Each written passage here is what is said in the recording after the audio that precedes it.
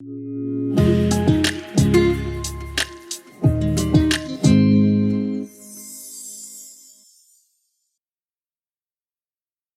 matin, Église Le Sentier. Je suis vraiment content d'être avec vous aujourd'hui. Mon nom est Dominique, je suis un des pasteurs ici à l'Église. Donc, je voulais ce matin vous présenter ma nouvelle tuque que j'ai eue vendredi. Je vais la mettre là, mais j'ai comme un certain danger. Si je la mets, peut-être que mes cheveux ne reviendront pas correct après. Mais je veux vous présenter ma nouvelle tuque, OK? Parce que ça, si vous voyez bien, c'est écrit D17, OK? Pour ceux qui ne savent pas, 12-17, c'est le nom de notre jeunesse, nos adolescents. Puis je voulais vous la présenter parce que, je la trouve vraiment belle. Puis il faisait vraiment froid ce matin quand je suis venu ici. Mais aussi parce que la jeunesse vend des tuques comme ça, comme celle que vous voyez. Puis chaque tuques qui sont vendus au prix de, je pense, c'est 15 $. Il y a une tuque qui va être remise à une personne dans le besoin. Dans le fond, ils vont remettre une tuque pour chaque tuque vendue à l'organisme Itinérance Zéro pour qu'on puisse les remettre à des personnes qui sont dans le besoin. Je sais qu'il en reste, donc je vous invite à en acheter. Vous pouvez aller sur nos réseaux sociaux, notre site Internet, vous allez voir toute l'information là. Puis aussi, cet après-midi, il fait un peu froid aujourd'hui, mais je vous invite à braver le froid quand même, venez jouer avec nous. Puis si tu n'as pas de tuque, mais on en a ici à vendre au coût de 15 $. Donc, je voulais juste vous faire une petite pub pour la jeunesse, parce que je trouvais qu'en même temps que aussi c'était vraiment une belle initiative de pouvoir offrir des tuques à ceux qui en ont besoin présentement. Donc, achetez-en une, puis ça va vous faire plaisir, puis faire plaisir à quelqu'un. Donc, cette semaine, on continue notre série dans le livre des Actes, notre série « Envoyés ». L'Église, c'est vraiment intéressant de voir l'Église primitive, l'Église au tout début de son histoire qui s'est déployée, qui est partie d'une ville à Jérusalem, puis qui s'est déployée partout dans le monde. Et vous savez, depuis, ça fait des années que cette Église existe avec ce désir de faire des disciples, de partager le beau nom de Jésus, que des personnes de partout à Gatineau, mais partout aussi dans la francophonie, puissent connaître le nom de Jésus. On vous a présenté une vision il y a quelques années où on avait ce désir de saturer notre ville de l'Évangile en parole et en action. On a ce désir que chaque personne dans notre ville, que chaque quartier dans notre ville puisse rencontrer, avoir une interaction avec Jésus par l'entremise de frères et sœurs, des chrétiens qui puissent partager le nom de Jésus en parole et en action. On a ce rêve, un rêve de pouvoir voir toute notre ville, mais aussi d'influencer la francophonie, donc des églises de partout au Québec, de partout au Canada et même partout dans le monde qui vont pouvoir, sous notre influence ou seulement sous les ressources qu'on peut leur offrir, qui vont pouvoir partager ce beau nom-là et qu'une multitude de personnes puissent connaître le nom de Jésus et persévérer avec l'Église.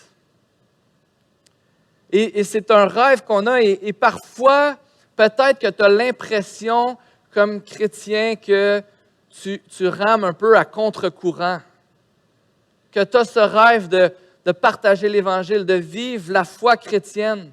Mais tu regardes autour de toi, puis tu te rends compte que, en effet, tu es peut-être seul, peut-être le seul chrétien à ton travail, peut-être le seul chrétien à ton école, peut-être la seule famille chrétienne dans ton quartier. Tu as l'impression que de plus en plus, les valeurs qui sont populaires dans la société ne sont pas les valeurs qui sont chères pour toi à cause de Jésus. Ce n'est pas les valeurs qui te sont enseignées dans la parole de Dieu. Peut-être que tu vis des fois du découragement, peut-être même une résignation. Peut-être que tu t'es déjà dit ou tu as déjà pensé, peut-être que tu n'as pas osé le dire, mais peut-être que l'Église ne va jamais progresser à cette époque. L'âge d'or du christianisme est derrière nous, puis ça vaut comme presque plus la peine, ou je vais le faire parce que Jésus me demande de le faire, mais je ne suis pas trop confiant de voir le message de l'Évangile progresser.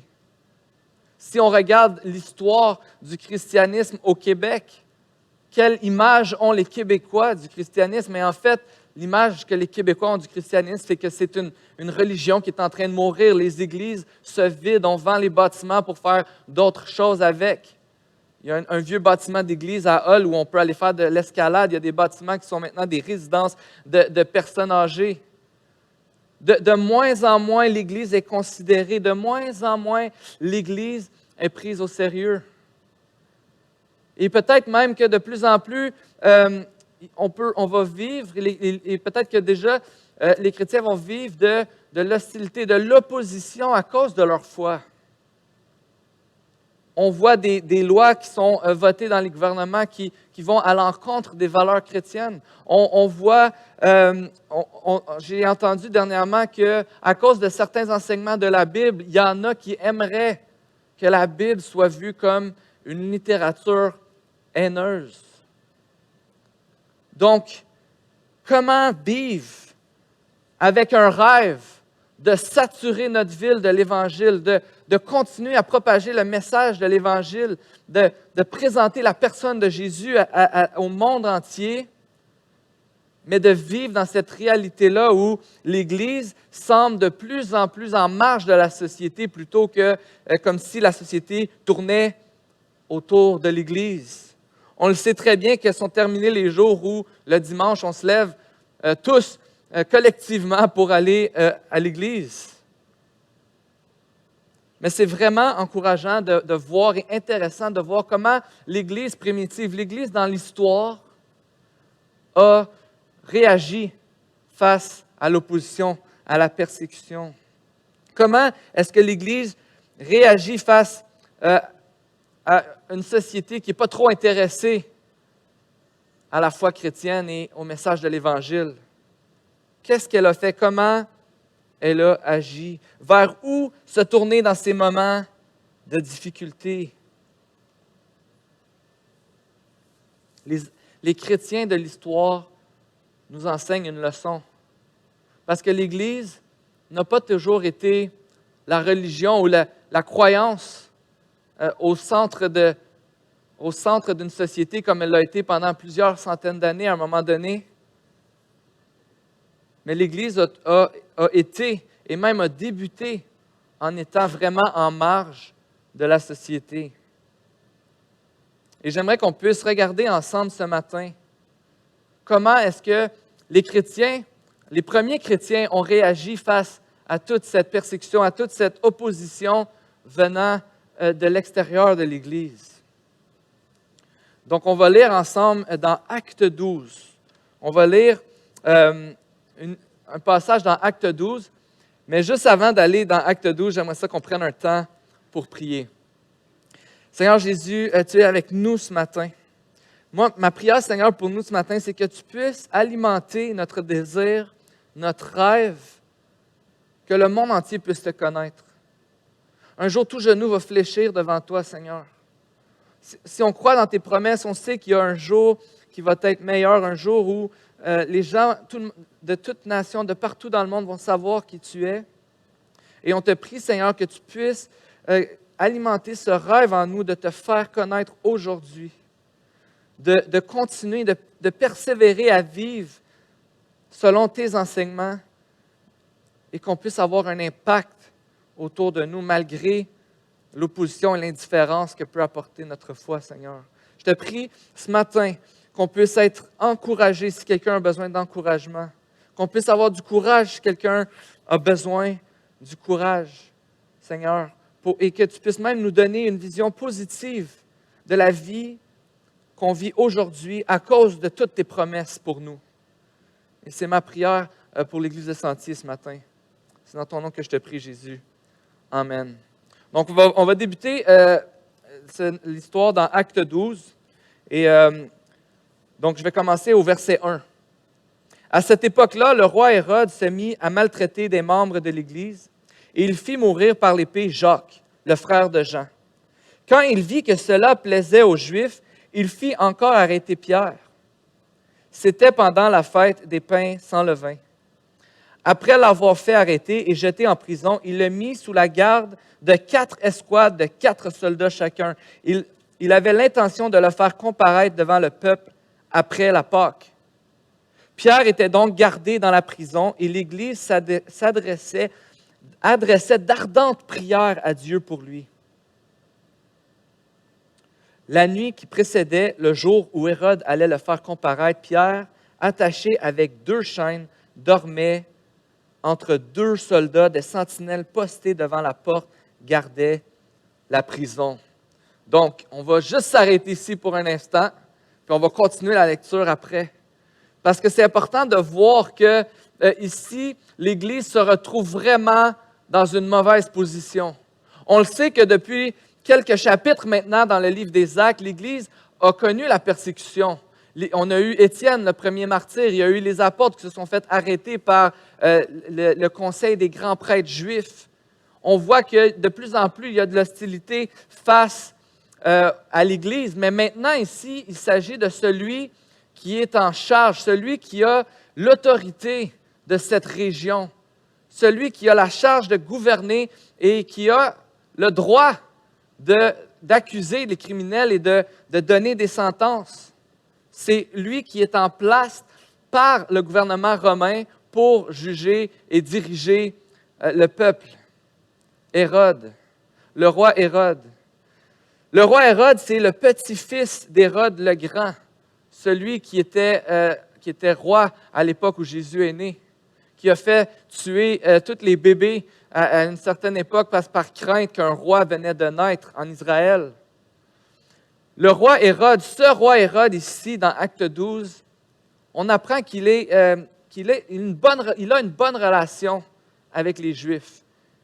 Il veut diriger la région en maintenant des bons liens avec les autorités juives. Alors, il veut simplement leur faire plaisir.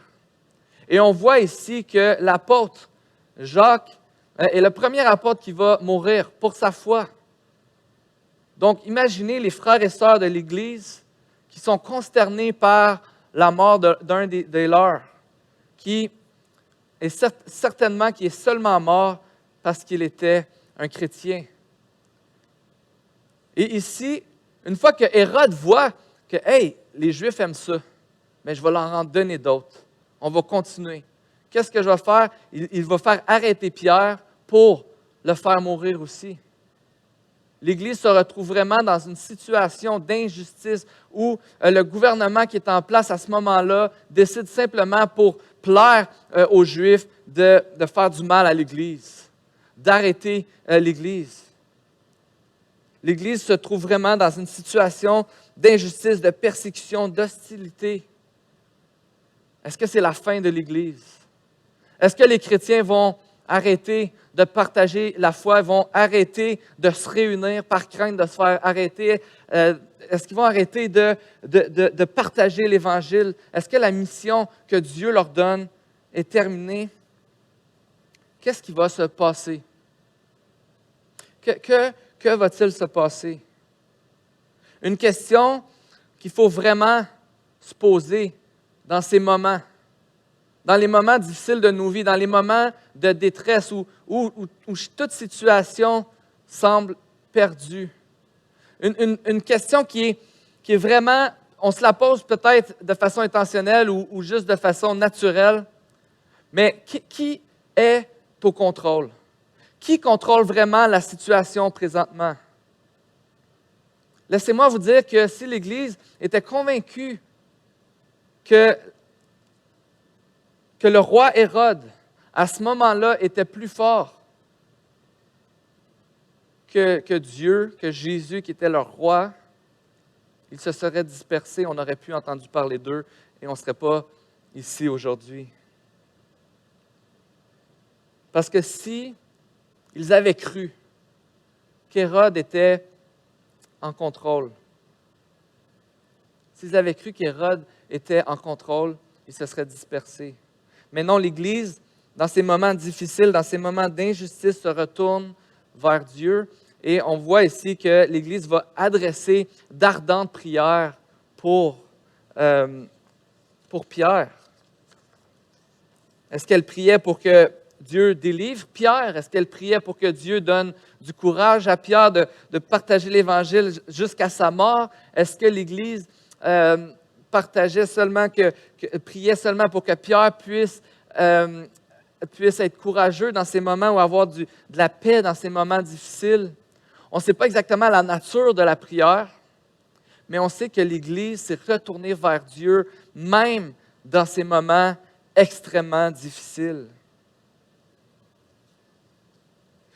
On voit ici que Luc, l'auteur de Actes, veut nous montrer que, de toute évidence,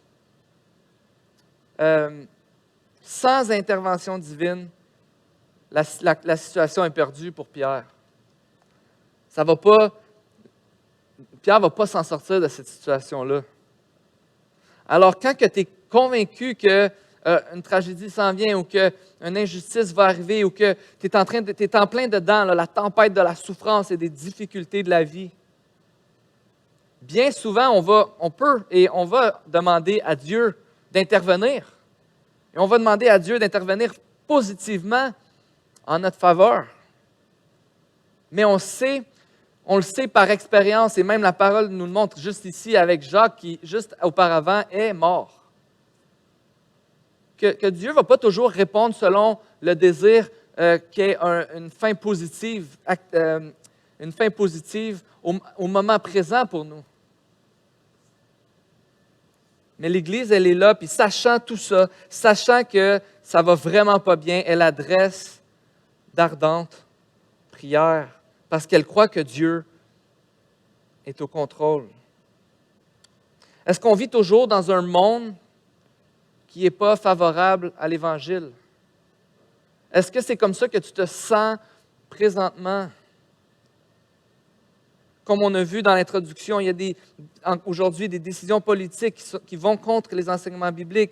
Un monde de plus en plus indifférent, en recherche quelconque de vérité. Je parlais avec quelqu'un hier, puis on se disait que, en réalité, aujourd'hui, on trouve nos propres vérités, mais ce qui n'est pas populaire et ce qui n'est pas acceptable de faire ou qui est de moins en moins acceptable, c'est d'essayer de te montrer que ce que je crois être la vérité est la vérité. Si je crois que Dieu existe et que Dieu s'attend de nous, Dieu veut une relation avec nous, mais qu'on n'a pas cette relation-là avec lui à cause qu'on est rebelle à Dieu, à cause qu'on a rejeté Dieu, alors on va être séparé de Dieu et on va vivre éternellement sans Dieu, une souffrance éternelle. Ce message-là, si c'est ma vérité et que j'en parle à personne, vous allez voir, il n'y a pas personne qui va te déranger avec ça. Mais c'est de moins en moins important, de moins en moins populaire ou acceptable de se confronter avec nos vérités. On vit dans un monde qui est de plus en plus défavorable. En fait, je ne sais pas s'il est de plus en plus défavorable, mais il est défavorable au progrès de l'Évangile, parce qu'il l'était vraiment beaucoup à l'époque de l'Église primitive.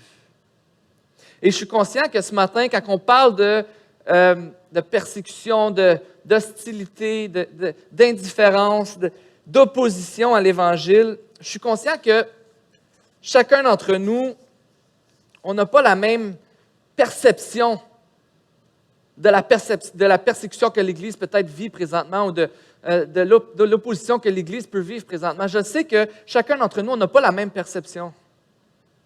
Si on évaluait sur une échelle de 1 à 10, 1 étant une indifférence totale envers le christianisme ou peut-être une opposition désagréable aux valeurs du christianisme, et 10 étant mourir pour notre foi, littéralement se faire mettre à mort, comme Jacques ici pour la foi, peut-être que chacun d'entre nous, on se mettrait à des endroits différents sur cette échelle-là. Mais une chose qui est certaine pour chacun d'entre nous et qu'on a tous besoin de faire, c'est de se poser deux questions. La première, comme je viens de le dire, c'est qui est au contrôle et comment est-ce que je dois agir alors que je vis de l'opposition? Comment est-ce que je suis appelé à vivre lorsque je vis de l'opposition? Et c'est vraiment intéressant parce que si on continue à lire l'histoire, on voit déjà que les chrétiens, leur réaction, c'était d'adresser d'ardentes prières à Dieu. Mais si on continue à lire, c'est vraiment intéressant de voir comment l'Église réagit. Au verset 7, on lit « Soudain, un ange du Seigneur survint et une lumière resplendit dans la cellule. L'ange réveilla Pierre en le frappant au côté et lui dit « Lève-toi vite !» Les chaînes tombèrent de ses mains. Puis l'ange lui dit « Mets ta ceinture et tes sandales. » C'est ce qu'il fit. L'ange lui dit encore « Mets ton manteau et suis-moi. » Pierre sortit et le suivit sans savoir que ce que l'ange faisait était réel. Il croyait avoir une vision.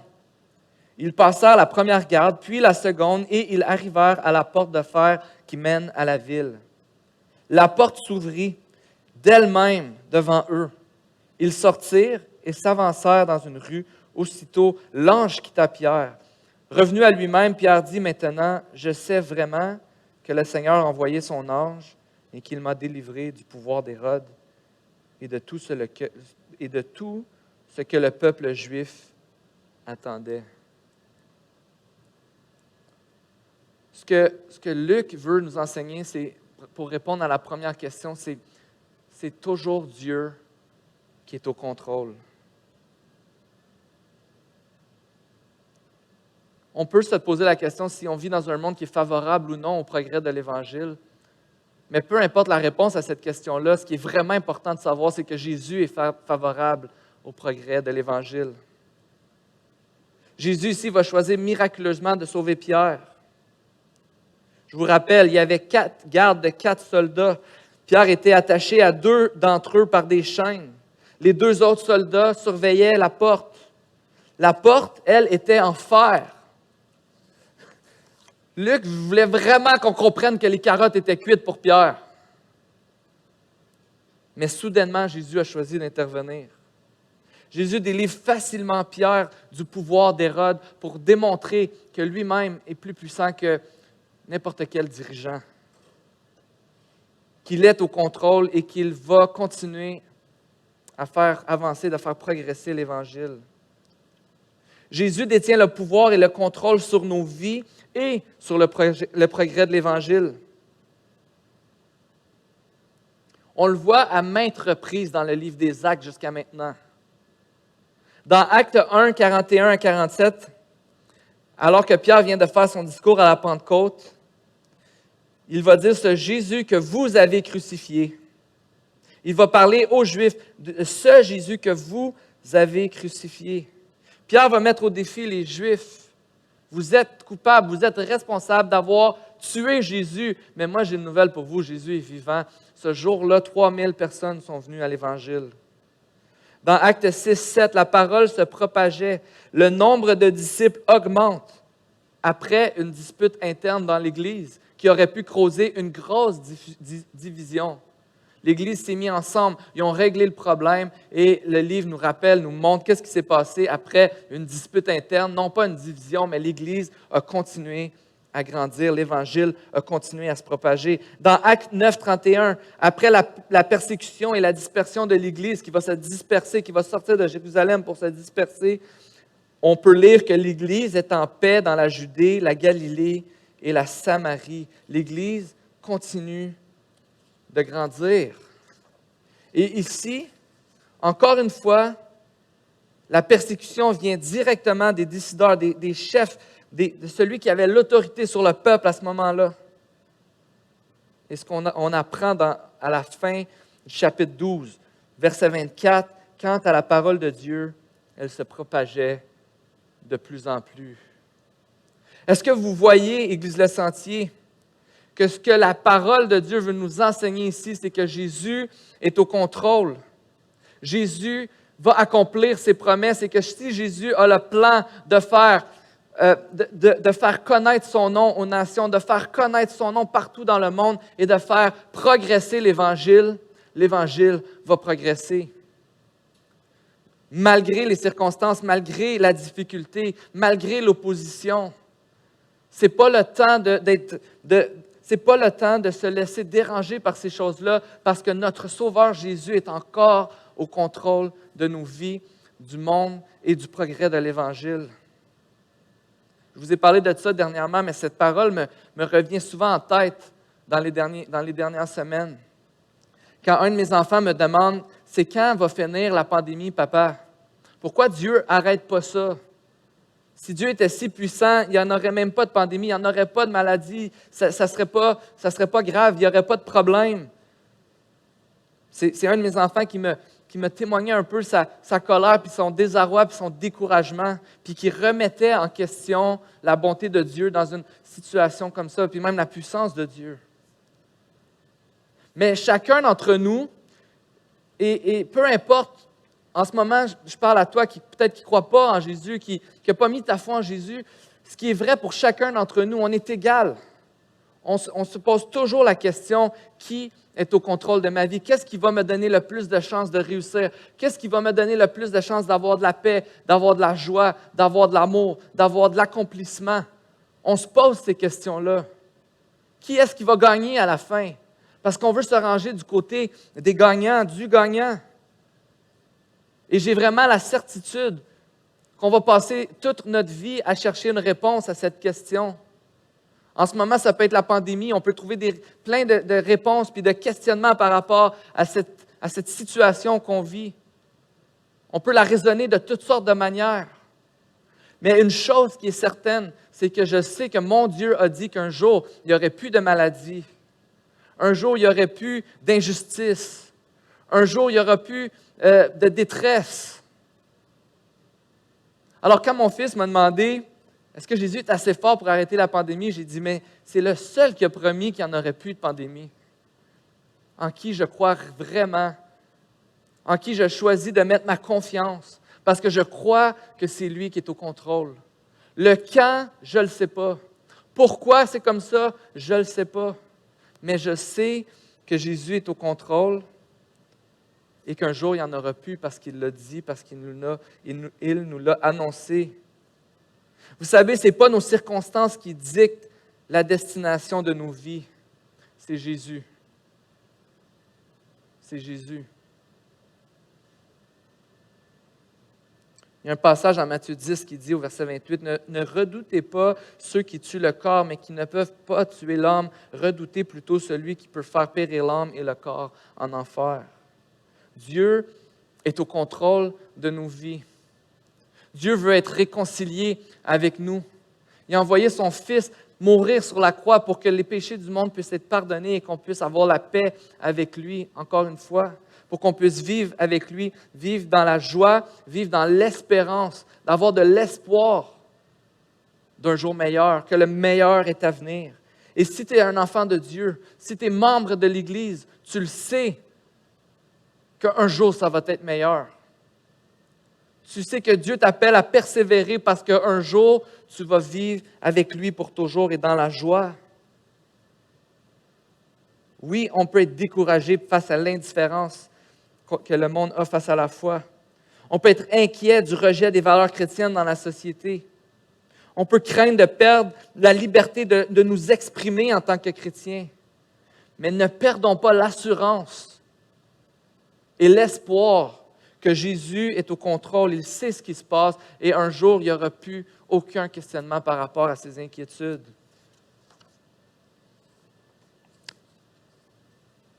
Dans cette histoire, ce qui est vraiment frappant, qui nous rappelle, c'est qu'on ne peut pas arriver et dire, OK, mais si je prie vraiment avec plein de foi, comme les disciples l'ont fait, Dieu va me délivrer de ma situation.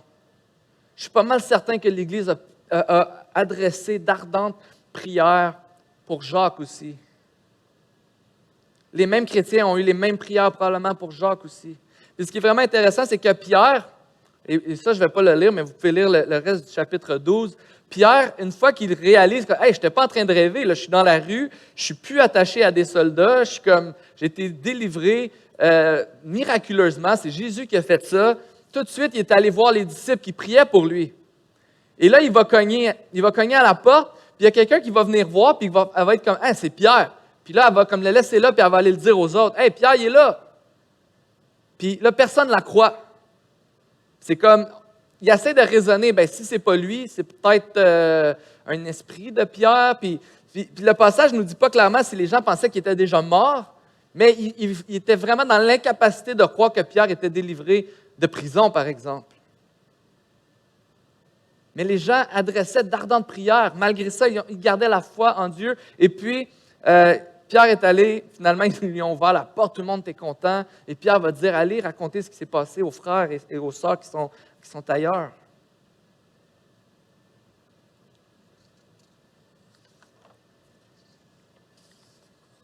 Si Jésus est en contrôle, on veut se poser la question, qu'est-ce que je dois faire, Seigneur? Je veux éteindre le bruit, les distractions. Qu'est-ce que tu demandes de moi? On doit toujours se poser cette question-là. Parce que toi et moi, on sait que notre penchant naturel face à l'hostilité, l'opposition, à ceux qui se moquent de nous, ceux qui ridiculisent peut-être nos pensées, notre penchant naturel, ce n'est pas de tendre la joue à celui qui vient de me frapper. Ce n'est pas d'aimer nos ennemis. Ce n'est pas de nous soumettre à un gouvernement qui ne fait pas la volonté de Dieu.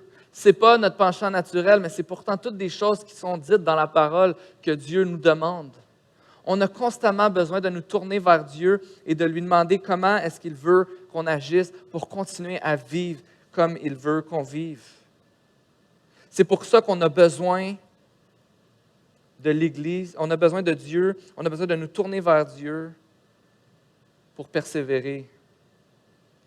Parce que c'est ce que l'Église a fait. L'Église a persévéré dans la foi chrétienne, même si elle ne vit pas dans un monde chrétien. On n'a pas besoin de vivre dans un monde chrétien pour persévérer dans la foi chrétienne. Les disciples se sont tournés vers Dieu et ils se sont mis ensemble dans un moment de détresse. Et c'est ce que j'aimerais qu'on puisse garder ce matin. Les disciples n'avaient pas la certitude que Dieu allait délivrer Pierre. Mais ils ont réagi face à la souffrance, à l'injustice qui était faite à leur endroit en se tournant vers Dieu dans la prière, en demandant constamment de l'aide à Dieu. Quand on croit que Dieu est au contrôle, non seulement malgré les circonstances, mais dans mes circonstances difficiles, quand je crois que Dieu est au contrôle, malgré l'injustice, malgré l'incertitude de la vie, je veux demander à Dieu, qu'est-ce que tu t'attends de moi, Seigneur? Je veux continuer à vivre selon tes enseignements, persévérer dans la foi chrétienne, même si je ne vis pas dans un monde chrétien. Je veux continuer de me tourner vers Dieu et lui obéir et chercher à faire le bien.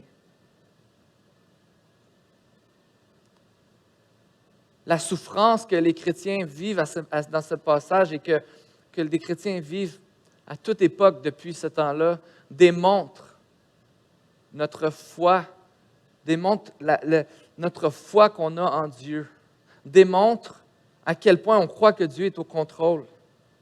La souffrance démontre la dépendance à Dieu dans les moments difficiles. Dieu veut qu'on se tourne vers lui. Ils se sont aussi tournés vers la communauté. Je trouve ça vraiment intéressant qu'on puisse voir, qu'on puisse observer que dans les moments difficiles de l'Église, l'Église est restée ensemble. L'Église n'est pas allée dans les lieux publics là, pour prier ensemble, ou l'Église n'a pas, peut-être qu'il y a des choses qu'elle faisait à cette époque-là, qu'elle n'a pas faites dans ces moments-là pour faire exprès, pour vivre la persécution. On va même voir que Pierre n'est pas retourné à Jérusalem après pour dire « Regardez, Jésus m'a libéré, vous n'avez pas été capable de me garder dans une prison à sécurité maximale. » Non, Pierre est parti, puis il a continué à la mission, il a continué à aller visiter d'autres frères et sœurs, mais on ne sait comme pas trop où est-ce qu'il est allé à ce moment-là, mais on sait qu'il est parti. C'est assez discret. Mais ce que l'Église a choisi de faire et ce que l'Église a fait, c'est qu'on va rester ensemble. On va persévérer dans les relations. Ils ont persévéré ensemble, ils priaient ensemble, ils se sont réjouis ensemble. Et quand Pierre va s'adresser à Dieu, à eux, il va aller leur dire, allez dire à tout le monde ce qui s'est passé aux autres frères et sœurs. Et là, la mission va continuer. Donc, ils se sont tournés vers Dieu. Ils ont resté ensemble, puis ils ont continué la mission. Ils ont continué la mission. La parole a continué à se répandre. L'Église continuait de grandir. Dans un monde qui n'est pas favorable à vivre la foi chrétienne, j'ai toujours besoin de me rappeler que Jésus est au contrôle et que je peux continuer à lui obéir en étant une démonstration d'amour de Dieu et de mon prochain. Je vais inviter les musiciens à se joindre à moi. Il y a un documentaire sur l'histoire de 5 missionnaires qui s'appelle Beyond the Gates of Splendor. C'est un film documentaire qui raconte l'histoire vraie de 5 missionnaires américains, Jim Elliot, Pete Fleming, Ed McCully, Nate Saint et Roger Youderian, qui en janvier 1956 ont été transpercés à mort dans la jungle équatorienne par les Indiens Oka, une tribu isolée connue sous le nom de Waodani. Et cette histoire-là est vraiment une histoire remarquable. Parce qu'ici, on parle de 5 missionnaires qui ont tout abandonné, qui ont tout laissé pour aller partager le message de l'Évangile à des gens qui ne l'avaient jamais entendu, pour aller partager l'espoir de Jésus à des gens qui ne l'avaient jamais reçu. Et ces 5 frères-là qui se sont rendus dans cette jungle, au début, l'histoire nous dit qu'ils étaient bien reçus par la communauté. Mais ça n'a pas été long que la tribu qui était là, pour diverses raisons, je pense même que le documentaire l'explique quand même assez bien, ont tué les 5 missionnaires qui étaient avec eux. Ce qui est vraiment incroyable dans cette histoire, qui est touchant à chaque fois que je me rappelle ou que j'écoute ou que je lis quelque chose à propos de cette histoire, c'est que dans le but de démontrer du pardon, les familles de ces missionnaires-là ont décidé de rester, de continuer à servir la tribu, de continuer à leur partager le message de l'Évangile, à les servir et à prendre soin d'eux dans leurs différents besoins. Puis dans une scène du documentaire, Katie et Steve Saint, qui sont les enfants de Nate Saint, qui étaient morts plus tôt, parlent de leur propre baptême. Savez-vous qui les a baptisés? Un de ceux qui avaient tué leur père. Baptisé par un membre de la tribu qui a tué son père. Kimo, un des participants aux tueries et au baptême, il fait référence au baptême de Steve, du garçon, puis il dit « Près de la tombe de son père, nous l'avons fait quand Steve était un peu plus âgé. C'était juste en amont de la rivière. »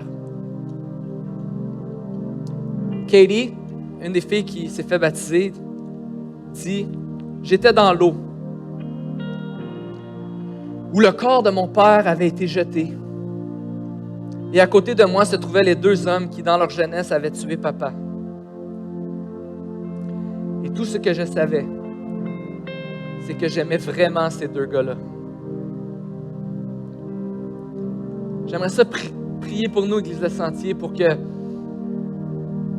Dieu puisse nous donner cet amour qu'il a mis en nous quand on a goûté à son amour pour nous. Jésus a donné sa vie pour nous alors qu'on était des pécheurs, on était des ennemis de Dieu. Jésus est venu et Jésus est mort pour nous. Il n'a pas regardé ses propres intérêts, il n'a pas regardé ce qu'il pensait qui était bon pour lui. Non, il a donné sa vie pour moi, il a donné sa vie pour toi. Et cet amour-là que Dieu nous donne, il veut qu'on la déverse partout, à toute époque.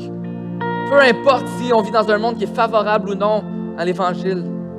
Dieu va s'occuper de son Église. Dieu va s'occuper de l'histoire. Dieu sait ce qui va se passer.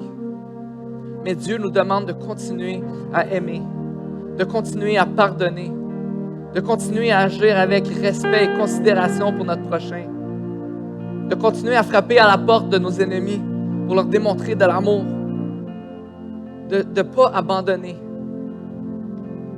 Parce que Dieu est au contrôle. Il nous demande de continuer, de persévérer et d'aimer. Alors cette semaine, j'aimerais qu'ensemble on puisse prier Seigneur, notre Église, on s'est donné un rêve de saturer notre ville de l'Évangile en parole et en action, d'influencer toute la francophonie. Quand on va faire cette prière cette semaine, Église Le Sentier, j'aimerais qu'on demande à Dieu la foi pour qu'on croie plus que toute autre chose que Dieu peut faire ça s'il veut. Que Dieu peut nous utiliser. Croyons, parce que Dieu peut le faire, croyons que Dieu va le faire. Prions que Dieu agisse. Que Dieu puisse continuer à te donner du courage dans les moments difficiles. Que Dieu puisse prendre soin de toi alors qu'en ce moment, peut-être que tu vis une souffrance dans ta vie et que tu te poses la question, un peu comme mon garçon, mais pourquoi Dieu? T'es où Dieu? Pourquoi tu fais ça? Mais que tu puisses persévérer dans la prière et voir que la foi que Dieu nous donne des yeux totalement différents quand on souffre. Nous donne un regard totalement différent. Je t'encourage à rester connecté avec des frères et sœurs parce que parfois, quand on vit des difficultés, puis qu'on manque de foi et qu'on a de la difficulté à voir comment Dieu est bon, mais c'est au travers des frères et sœurs qui sont autour de nous qu'on peut goûter à la bonté de Dieu et croire encore une fois que Dieu est puissant et que Dieu est au contrôle. Prions les uns pour les autres cette semaine, Église Le Sentier, avec cette foi que Dieu est au contrôle. Aimons notre prochain comme il nous a aimés. Soyons remplis d'amour et de considération les uns pour les autres. J'aimerais prier pour nous. Seigneur Jésus, merci pour ton amour, merci pour ta grâce. Merci parce que tu as donné ta vie pour nous, Seigneur. En tremblant, Seigneur, j'aimerais te demander qu'est-ce que tu demandes de nous pour qu'on puisse donner notre vie pour toi. Comment est-ce qu'on peut t'aimer? Comment est-ce qu'on peut aimer notre prochain qui est peut-être pour nous difficile à aimer ou comment aimer nos ennemis, Seigneur? Comment aimer ceux qui peuvent nous faire nous faire vivre des difficultés? Tout ce que je sais, Seigneur, c'est que tu nous as promis que tu serais avec nous tous les jours jusqu'à la fin du monde. Et on te demande d'être là, Seigneur, avec nous présentement, pour qu'on puisse rester unis dans ton amour, unis pour partager l'Évangile, unis, rester ensemble, Seigneur, dans les difficultés, dans parfois nos désaccords ou nos points de vue différents, mais qu'on puisse avoir un amour que le monde va regarder et va dire c'est incroyable, c'est impossible. J'aimerais qu'on puisse leur répondre, Seigneur, oui, c'est vrai que c'est impossible, mais tout est possible avec Dieu. Seigneur Jésus, change. Si en ce moment, chacun d'entre nous, il y a des endroits dans nos vies où on ne voit pas les situations comme toi tu les vois, montre-nous comment toi tu les vois, Seigneur, pour qu'on puisse, Seigneur Jésus, être rempli d'amour pour toi et notre prochain. Sature notre ville de l'Évangile, de ton Évangile, ta bonne nouvelle. Merci Jésus pour ton amour. C'est dans ton nom que je te prie. Amen.